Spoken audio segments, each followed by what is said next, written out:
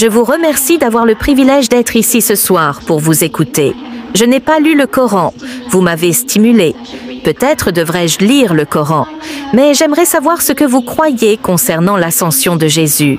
Croyez-vous qu'il a réellement vécu? Alors, qu'est-il arrivé à Jésus s'il a vécu, s'il n'est pas mort, s'il a vécu? Le verset coranique que je t'ai lu, la dernière expression que j'ai dite était « Bal rafahullahu ilay », ce qui signifie qu'Allah l'a élevé vers lui. Nous, les musulmans, croyons que Dieu Tout-Puissant l'a élevé, l'a sauvé de cette mort ignominieuse et de la nudité de la croix, car les personnes sur la croix étaient complètement nues. Ils ne respectaient même pas assez pour mettre un linge autour de l'homme, le messager de Dieu. Le Fils de Dieu, nu et exposé au monde, tu vois, avec des mouches bourdonnant autour de lui. Non, non, non. Dieu Tout-Puissant n'a pas permis que cela arrive à son serviteur, son messager, Jésus. Dieu l'a sauvé et l'a élevé. Et je dis qu'il reviendra juste pour vous.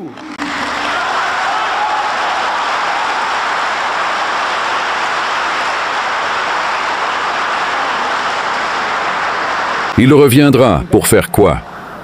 Tu sais, nous les musulmans, nous croyons et nous affirmons que l'islam est l'aboutissement, l'accomplissement de toute la révélation de Dieu, de tout vrai guide. Toute guidance nous a été donnée. Nous n'avons plus rien à apprendre de nouveau de Jésus, de Moïse ou de Muhammad. Tout ce que Dieu voulait nous donner, il nous l'a donné. Alors, que vient faire Jésus? Je dis non. Il vient pour vous rectifier.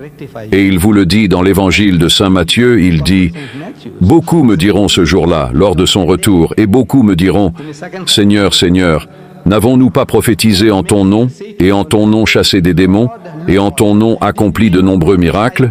Ils vont demander à Jésus « N'avons-nous pas fait toutes ces choses?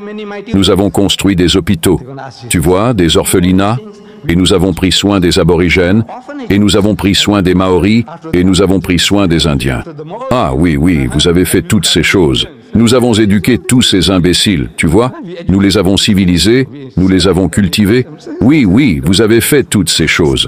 Alors, n'avons-nous pas prophétisé en ton nom, et en ton nom chassé des démons, et en ton nom accompli de nombreux miracles? Que dit Jésus à cela? Il dit, « Je ne vous ai jamais connu. Éloignez-vous de moi, fous de sac.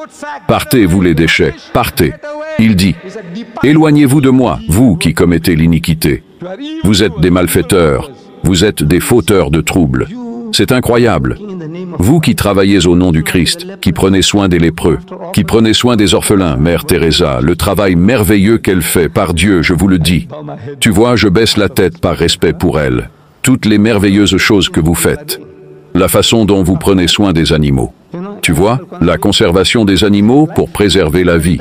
Des choses fantastiques que vous faites. Mais aussi pour les êtres humains, ce que vous faites. Et c'est ce que vous allez dire à Jésus. N'avons-nous pas fait toutes ces choses pour toi en ton nom? Et il va vous dire, sac à pied, fou de sac. Je ne sais pas si c'est un mot africain. Ça veut dire « partez ». Partez, vous les déchets. Comme on dit à un chien « chut, chut, chut ». Il va vous dire ça. Pourquoi vous dirait-il ça? Alors que vous avez fait toutes ces choses pour Jésus. Venez, venez. Je demande aux chrétiens, il ne va pas dire aux juifs « fou de sac ». Il ne va pas dire aux musulmans « fou de sac ». Il ne va pas dire aux hindous « fou de sac ». Il va vous le dire à vous. Pourquoi vous dirait-il « fou de sac »? Partez, vous les déchets. Je ne vous connais pas. Je demande aux chrétiens, répondez-moi. Vous savez pourquoi? Parce que vous l'appelez Seigneur. Il n'est pas votre Seigneur. Il n'est pas votre Dieu.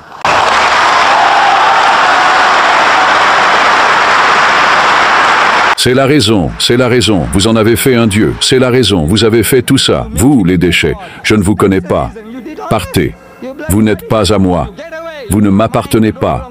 Pas aux musulmans, pas aux hindous, pas aux athées, mais aux chrétiens. Et à ceux qui prétendent être ses disciples, il va vous dire « Partez, déchets, partez, je ne vous connais pas. » Parce que vous en avez fait un Seigneur Dieu alors qu'il vous a dit d'adorer. Il vous dit « Venez, venez, venez. Je vais vous apprendre à prier, et prier comme ceci. » Et il met les mots dans votre bouche.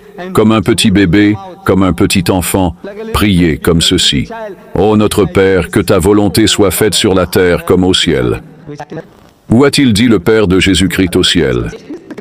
Ô Jésus-Christ, mon Seigneur au ciel, où?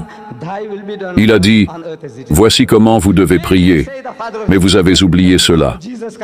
Vous l'adorez lui au lieu d'adorer le Père. C'est pourquoi il dit, foutsac, partez.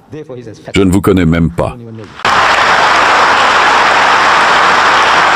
Avez-vous dit, madame, avez-vous dit que vous avez le Coran, vous avez un Coran? I said, you stimulated me to